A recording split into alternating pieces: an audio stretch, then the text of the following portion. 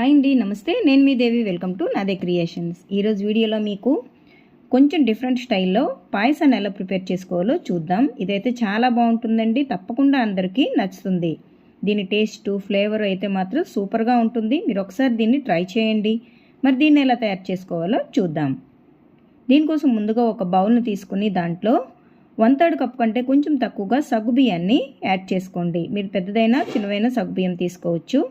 ఇలా తీసుకున్న సగ్గుబియ్యాన్ని 2-3 టైమ్స్ శుభ్రంగా వాష్ చేసేయండి. ఇలా వాష్ చేసిన తర్వాత మునిగేంత వరకు వాటర్ని పోసేసుకొని ఒక 1/2 అవర్ పాటు పక్కన పెట్టండి. అప్పుడు మనకు సగ్గుబియ్యం నానిపోయి చక్కగా రెడీ అవుతాయి.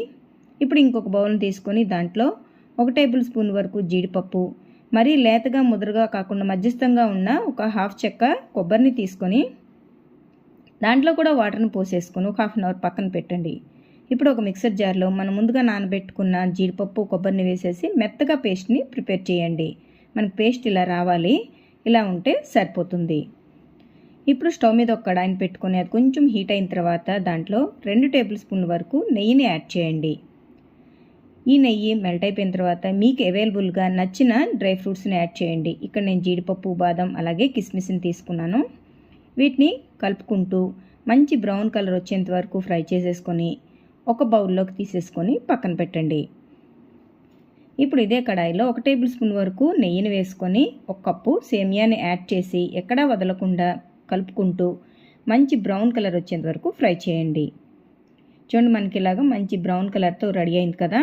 ఇప్పుడు దీంట్లోనే 1 కప్పు తీసుకున్నాం కదా సేమియా, దానికి 1 కప్పు వాటర్ని పోసేసుకొని కలిపేసుకొని అలాగే మనం నానబెట్టి పెట్టుకున్న ఈ సగ్గుబియ్యాన్ని కూడా వేసేసి మధ్య మధ్యలో కలుపుకుంటూ సగ్గుబియ్యం ట్రాన్స్పరెంట్గా సేమియా మెత్తగా అయ్యేంత వరకు ఉడికించండి.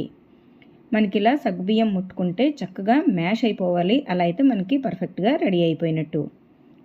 ఇప్పుడు ఇలా ఉడికించుకున్న తర్వాత దీంట్లోనే చిక్కగా ఉండే 1/2 లీటర్ పాలని యాడ్ చేసుకోండి. ఇక్కడ నేను ప్యాకెట్ పాలను తీసుకున్నాను, మీరు కావాలంటే ఆవు పాలనైనా గేదె పాలనైనా వాడుకోవచ్చు. ఇలా తీసుకున్న తర్వాత దీన్ని శుభ్రంగా ఎక్కడా లంప్స్ లేకుండా చక్కగా కలిపేసుకోవాలి. ఇలా కలిపేసుకున్న తర్వాత మనం ముందుగా మిక్సీ చేసి పెట్టుకున్న కొబ్బరి జీడిపప్పు మిశ్రమాన్ని కూడా వేసేసి ఒకసారి బాగా మిక్స్ చేసేయండి. ఇది మనకు ఉడకడానికి ఎక్కువ టైం పట్టదండి, చాలా తక్కువ టైంలో రెడీ అయిపోతుంది. ఒక 5 నిమిషాలు అయితే మనకి సరిపోతుంది. ఇలా కలుపుతూ ఉడికించండి. ఒక 5 నిమిషాలు ఉడికించుకున్న తర్వాత మనకి ఇలా రెడీ అవుతుంది.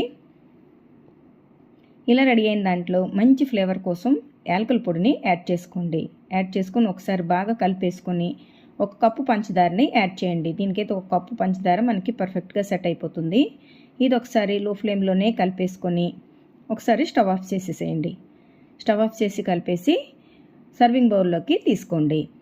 ఇలా సర్వింగ్ బౌల్లోకి తీసుకొని ముందుగా ఫ్రై చేసి పెట్టుకున్న డ్రై ఫ్రూట్స్తో గార్నిష్ చేసుకుంటే టేస్టీగా చిక్కగా చక్కగా ఎవరికైనా నచ్చుకునే విధంగా మంచి ఫ్లేవర్తో కొబ్బరి పాయసం మనకి రెడీ అయిపోతుంది. ఇది చాలా బాగుంటుంది. మీరు ఒకసారి దీన్ని ట్రై చేయండి. ఎలా వచ్చిందో నాకు కామెంట్ సెక్షన్లో తెలియచేయండి. అలాగే మీకు నచ్చితే లైక్ చేసి షేర్ చేయండి. Thank you for watching.